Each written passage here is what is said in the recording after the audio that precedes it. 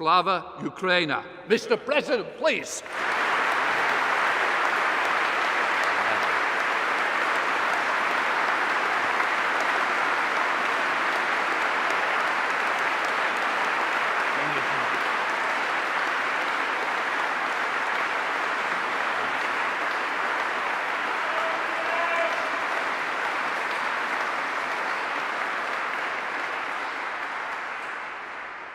Thank you so much.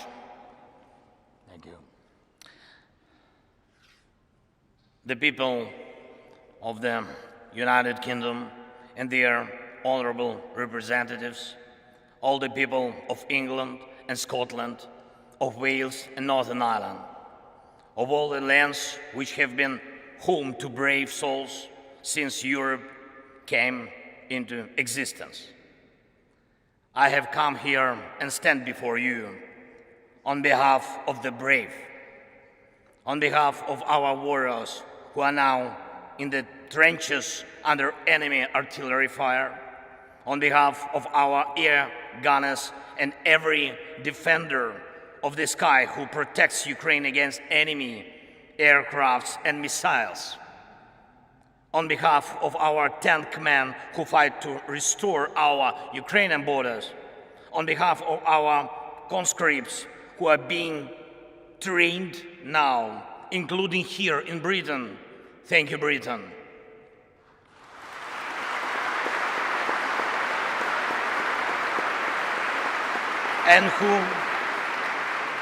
And who will be then deployed to the front line,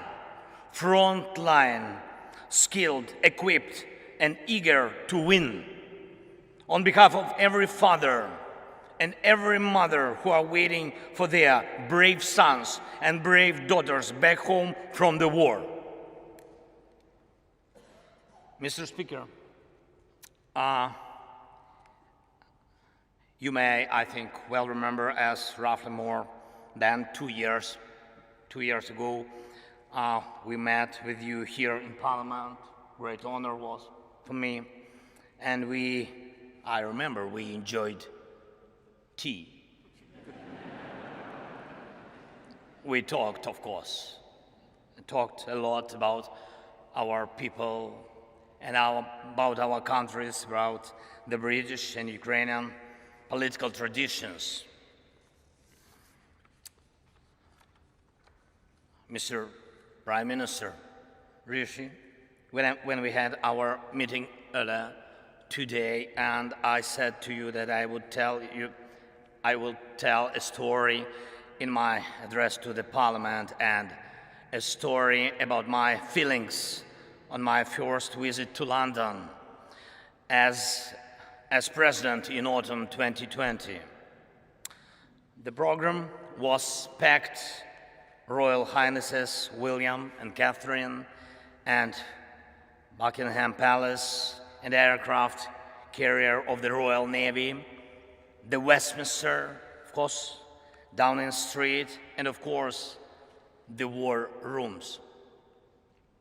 And there is an armchair in the war room, the famous Churchill's armchair, and a guide smiled and offered me to sit down on this armchair from which war orders had been given. And he asked me, how did I feel? And I said that I certainly felt something. But it is only now that I know what the feeling was. And all Ukrainians know it perfectly well too. It is the feeling of how bravery takes you through the most unimaginable hardships to finally reward you with victory.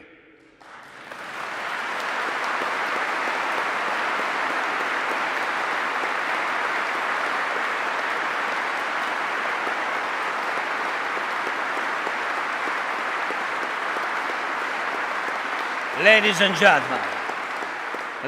gentlemen, I thank you for your bravery. Thank you very much from all of us. Yes, please. That is for you. All applause for you.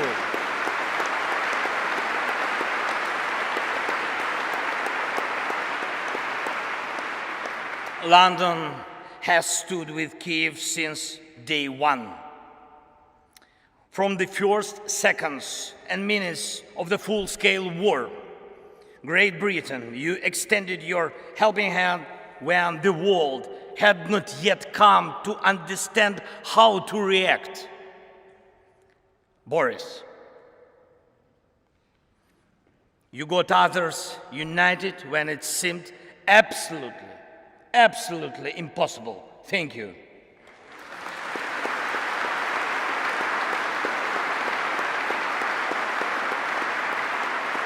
You, all of you, you all showed your grit and character back then, strong British character. You didn't compromise Ukraine, and hence you didn't compromise your ideals, and thus you didn't compromise the spirit of these great islands. Thank you very much.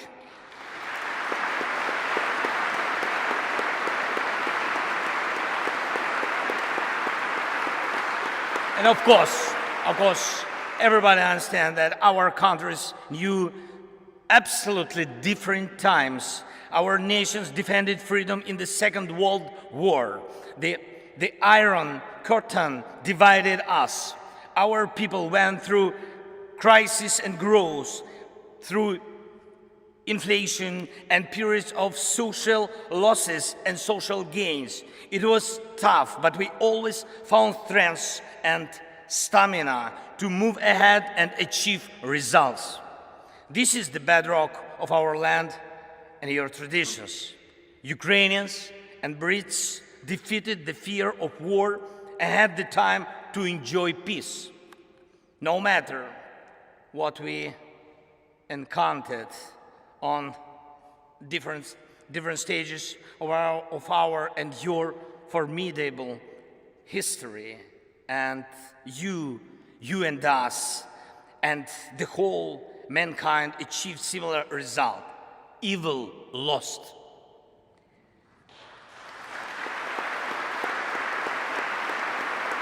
Evil lost. We will always come out on top of evil.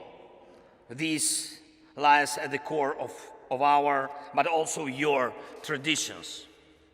However, the horizon never stays clear for a while. Once the old evil is defeated, the new one is attempting to rise its head. Do you have a feeling that the evil will crumble once again? I can see in your eyes now we think the same way as you do. We know freedom will win.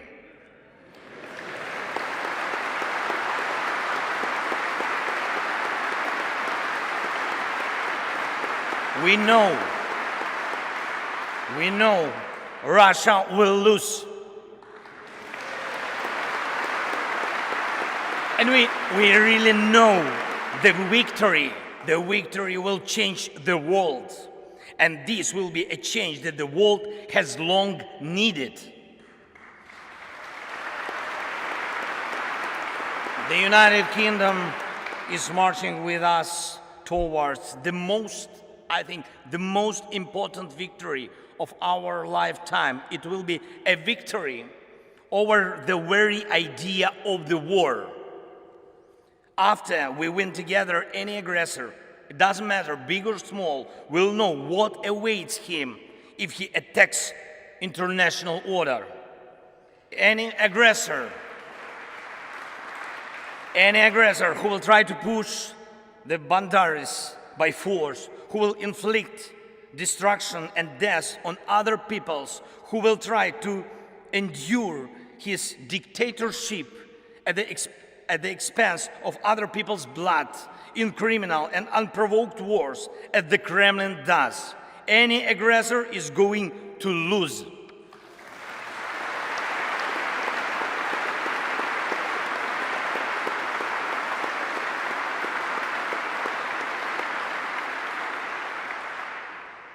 Ladies and gentlemen, we have already achieved remarkable results, and we must make every effort to turn our achievements into the foundations of the future global security architecture. The world needs your leadership, Britain, just as it needs Ukrainian bravery.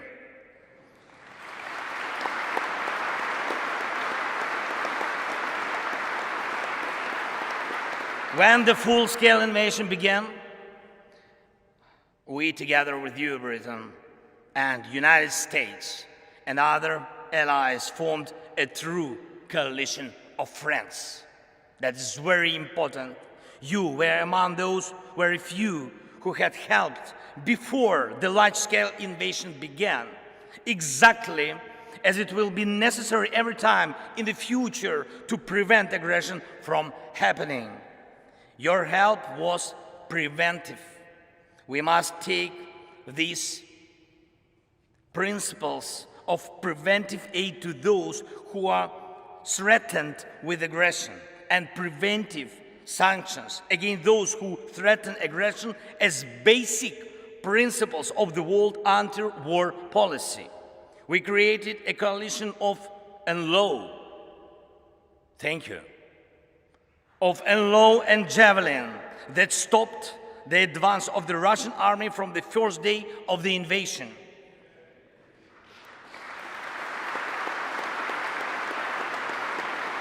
We built the coalition of artillery rounds and a coalition of air defense, which allow us to save the lives of our children, of our people, of our civilians, our women, our elderly, and our cities from Russian atrocious occupation and missile terror.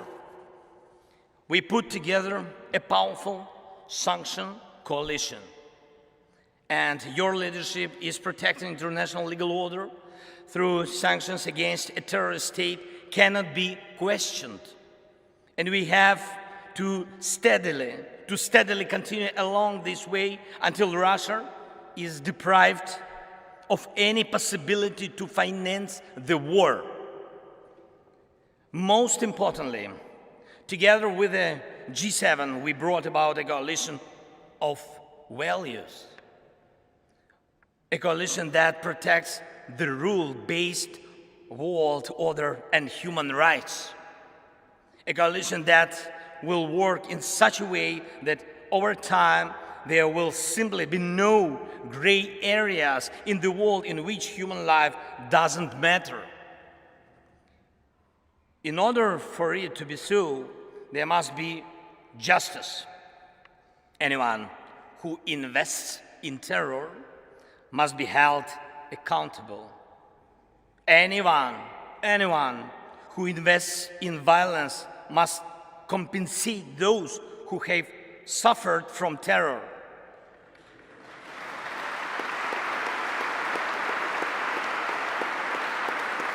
Terror, aggression, or other forms of state violence.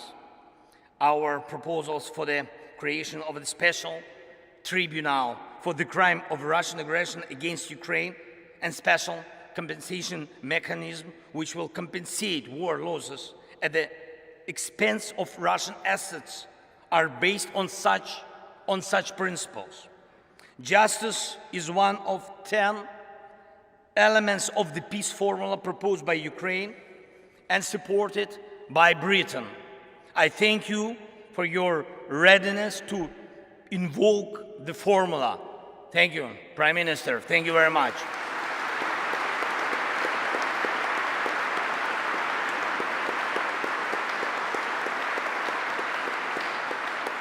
As I already mentioned, Ukrainian soldiers are being trained in Britain, in particular to operate Challengers, your main battle tanks, and it's a tank coalition in action.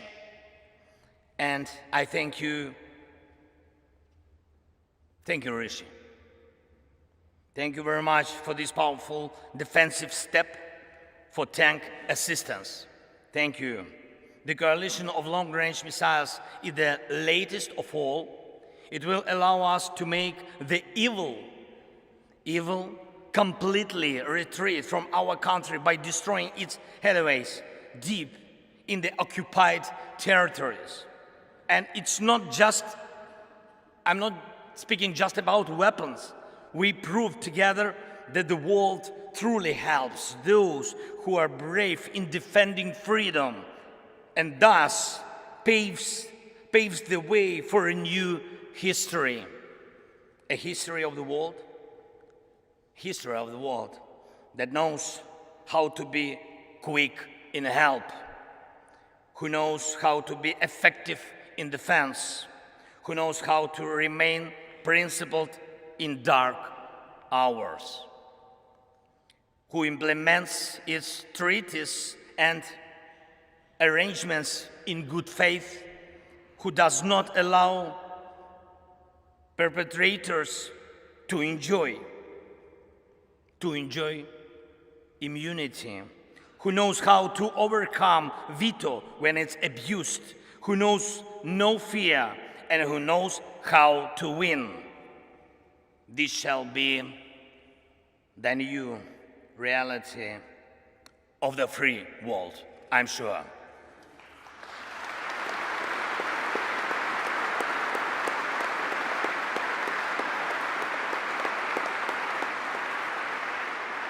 However, evil is still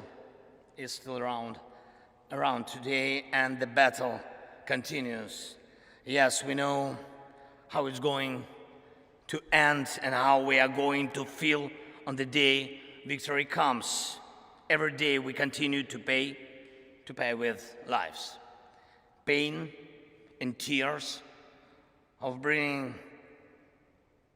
bringing victory closer, with the lives of our people, our heroes, whom we lose in battles, with the lives of our heroes who take life and death risks every day to save as many of our soldiers and civilians as possible. And today, I will have the honor to be received by His Majesty the King. It will be a truly special moment for me, for our country. And in particular, because I will convey to him from all the Ukrainians the words of gratitude for the support His Majesty showed to them when he was still the Prince of Wales. And I also intend to tell him something that is, I think that is very, very, very important, not only for the future of Ukraine, but also for the future of Europe. In Britain, the king is an Air Force pilot.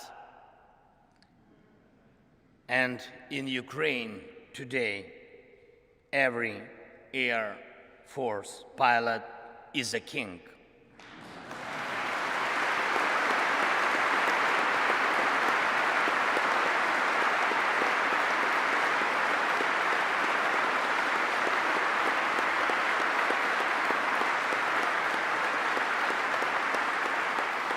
For us, just for us, for our families. Because they are so few, they are so precious that we, the servants of our kings, do everything possible and impossible to make the world provide us with modern planes to empower and protect pilots who will be protecting us. And I'm proud of our Air Force. And I brought a present from them to you, Great Britain. Yes, please, open, please. Yes. Yes. To the speaker. Yes, speaker. I will. And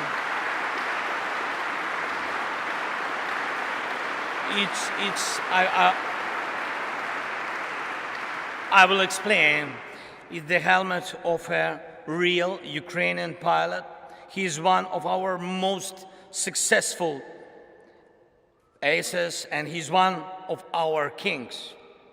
And the writing on the helmet reads, "We have freedom, give us wings to protect it."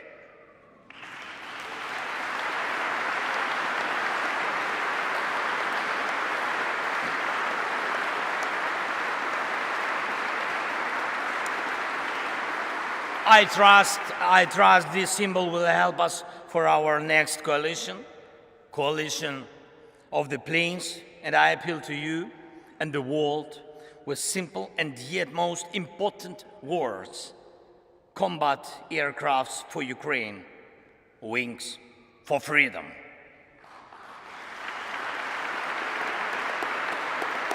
Great Britain, you and us both struggle for peace, but instead we are forced to face the range that seeks to deprive us of peace and everything else that is valuable in life. Unfortunately, it is in human nature to allow evil mature. It then stands up against humanity. It then destroys and kills. It launches aggressions and breaks people's lives. You and us have already fought together against such evil. You and us already have the experience of defeating the evil that is generated by human nature. I'm not saying there will be no more wars after the war ends. No. It is impossible to completely erase evil from human nature. Yet it is in our power to guarantee with words and deeds that the light side of human nature will prevail. The side you and us share, and this stands above anything else. Thank you for your attention. Thank you for your support. And leaving British Parliament 2 years ago, I thanked you for delicious English tea. And I will be leaving the Parliament today, thanking all of you in advance for powerful English planes.